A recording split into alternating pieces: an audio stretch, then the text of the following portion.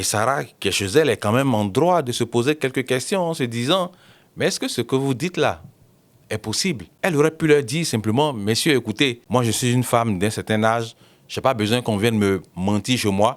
En plus, je vous ai bien reçu, je vous ai donné à manger et autres. Mais là, si c'est pour raconter des bêtises, je vous prie de bien vouloir sortir de chez moi. » Elle aurait pu les chasser de chez elle.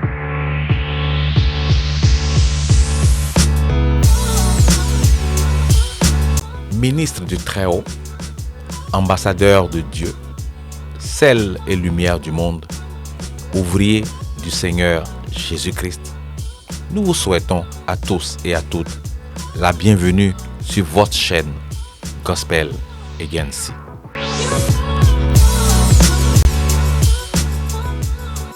Abonnez-vous à la chaîne si ce n'est pas encore fait, likez, partagez et nous serons heureux de lire vos commentaires.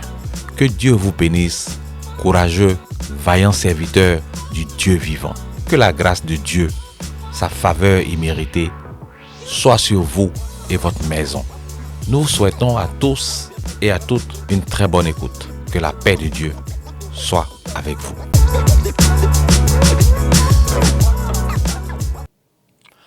Bonjour, bonsoir, très chers frères et sœurs en Christ.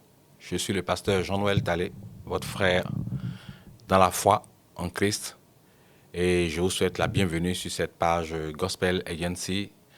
Cette page a pour but d'encourager tous les serviteurs et servantes de Dieu dans l'œuvre qui n'est pas facile qu'ils accomplissent, qu'ils abattent chaque jour à la gloire de Dieu pour faire en sorte que des personnes qui ne connaissent pas Christ, qui sont égarées, puissent revenir à la maison du Père. Donc, on est là pour leur dire beaucoup de courage, beaucoup de persévérance, que Dieu vous bénisse dans tous vos efforts et que vos familles soient bénies de génération en génération. Donc, sur Gospel Agency, nous ne sommes pas là pour dire qui est le plus beau, qui est le plus fort, qui est le plus onctionné, qui est le plus intelligent, qui est le plus aimé de Dieu.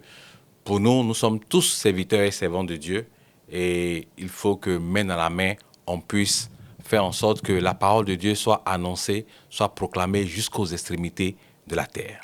Alors pour aujourd'hui, je voudrais vous envoyer dans le livre de Genèse chapitre 18. Ce livre nous mentionne une très belle histoire d'Abraham et Sarah, sa femme, que j'aimerais qu'on revisite ensemble. On va prendre Genèse chapitre 18 à partir du verset 1. Selon ce chapitre, Abraham a eu la visite de 3 hommes qui étaient en réalité 3 anges. Et Abraham a fait preuve d'une hospitalité particulière avec ces personnes-là. Il leur a donc apporté un peu d'eau pour qu'ils se lavent les pieds et qu'ils puissent se reposer sous un arbre.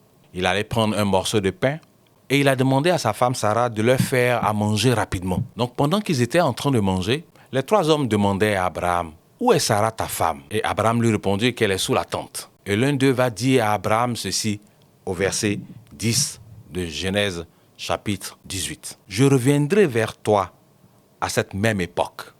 Et voici, Sarah ta femme aura un fils. » Sarah écoutait à l'entrée de la tente qui était derrière lui. C'est une très belle parole prophétique.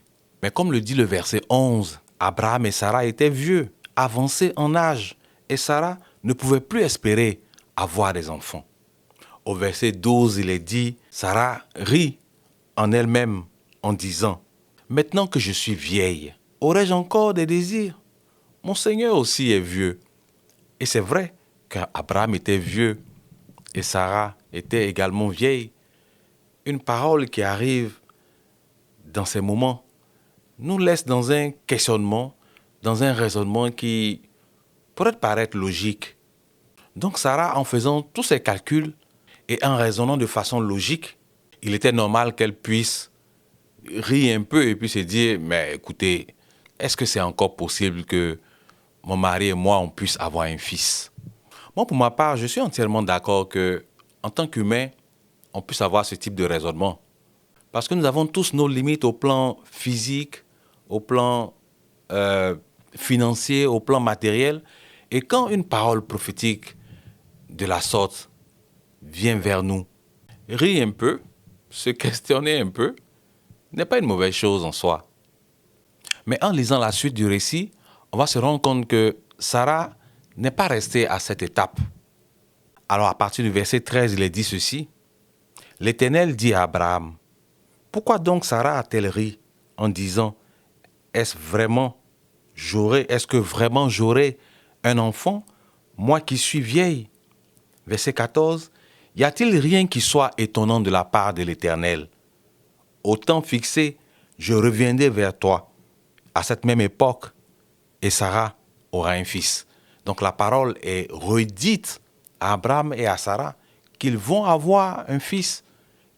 L'Éternel Dieu va revenir vers eux à cette même époque. Verset 15, Sarah mentit en disant, je n'ai pas ri, car elle eut peur.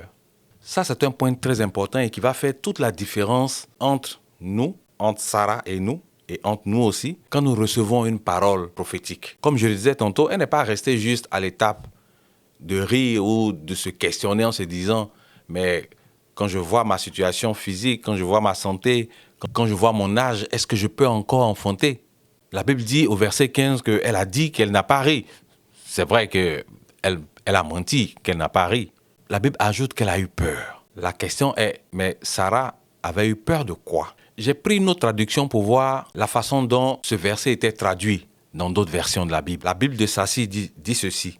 Genèse chapitre 18 au verset 15. « Je n'ai point ri, répondit Sarah, et elle le nia, parce qu'elle était toute épouvantée. » Sarah a eu peur et elle était toute épouvantée. La traduction de la Bible Jigoro dit ceci, que Sarah était saisie de crainte. Imaginons tous ensemble la scène un instant.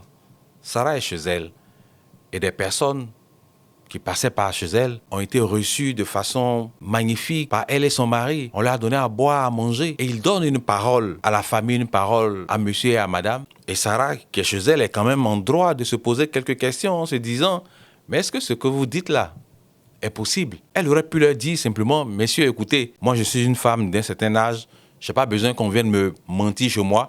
En plus, je vous ai bien reçu, je vous ai donné à manger et autres. Mais là, si c'est pour raconter des bêtises, je vous prie de bien vouloir sortir de chez moi. Elle aurait pu les chasser de chez elle. Mais après avoir ri, après s'être posé des questions qui semblent raisonnables, Sarah se souvient que les personnes qu'elle a en face d'elle sont des envoyés de Dieu. Et cela fait toute la différence. Des personnes sont en train de lui parler de la part du Dieu qu'elle craint.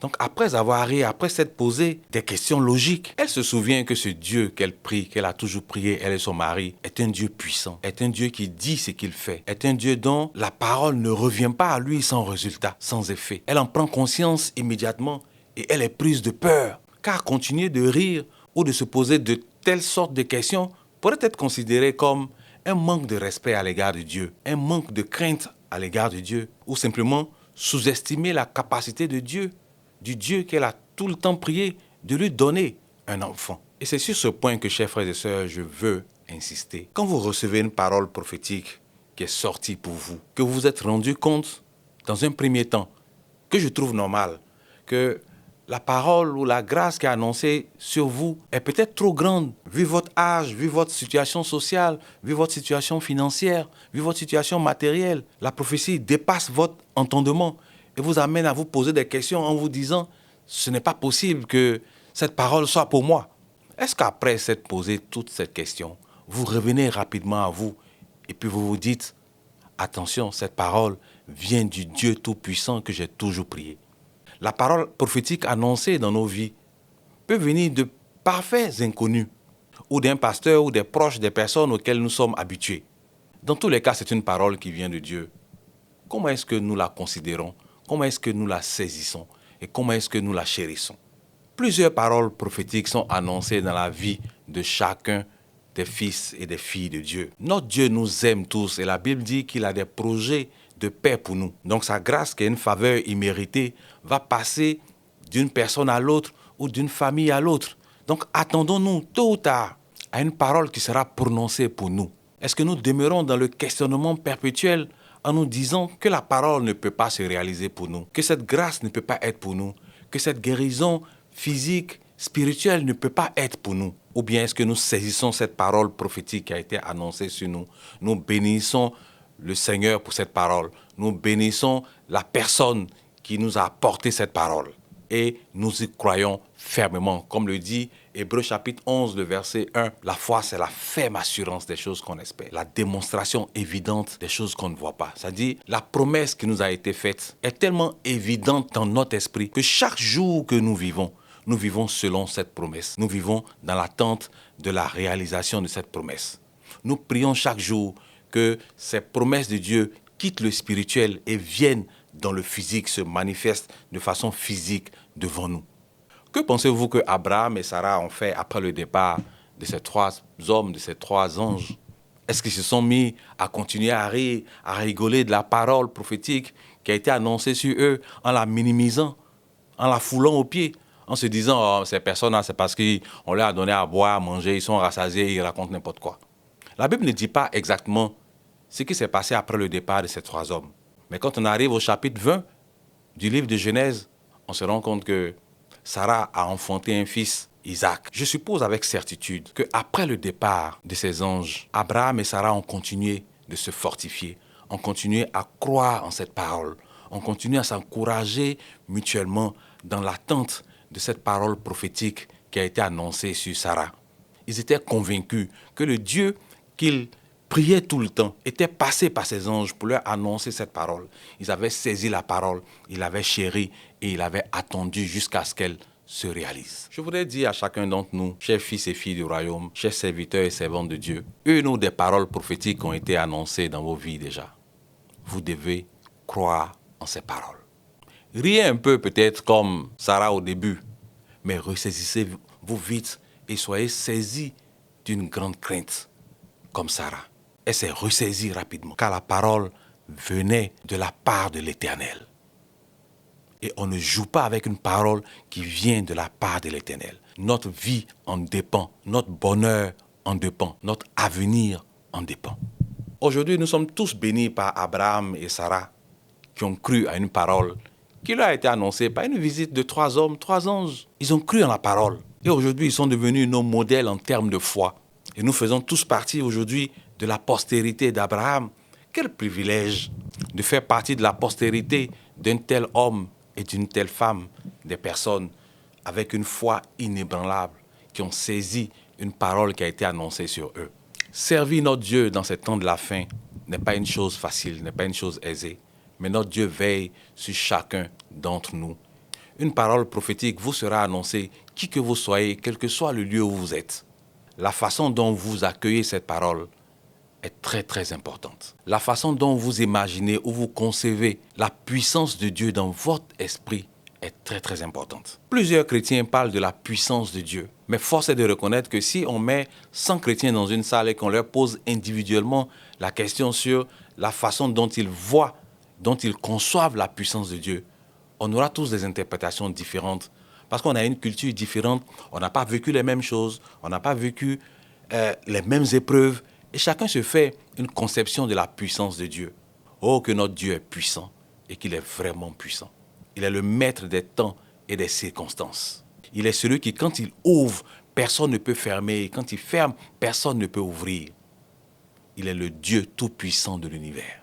Il faut que nous alignions notre conception de la puissance de notre Dieu sur ce que la Bible dit de lui. Il est un Dieu redoutable. Il est un Dieu de grâce. Il est un Dieu qui bénit. Il est un Dieu qui élève. Et il est de notre responsabilité de croire en cela.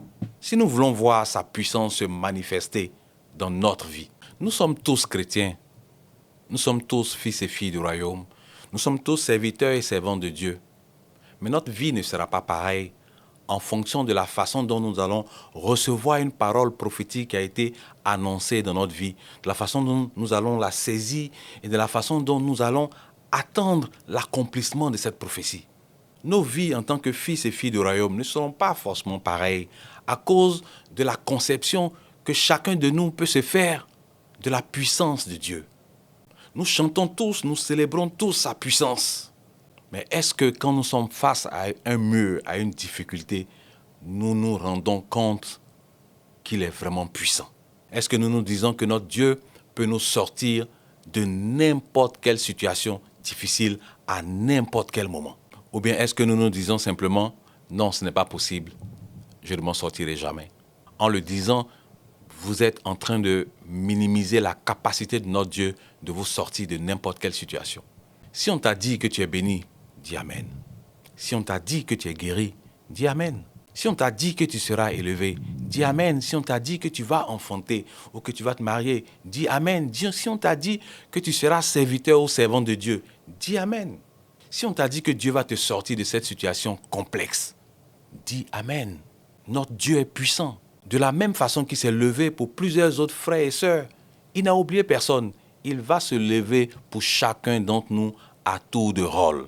Et c'est sur ces mots que je voudrais vous laisser en vous disant, chers pasteurs, chers frères et sœurs en Christ, ne minimisons pas la puissance de Dieu. Si souvent tu te poses des questions sur la réelle puissance de notre Dieu, tu peux prier comme des serviteurs de Dieu dans la Bible en disant, Seigneur, fais-moi voir ta gloire.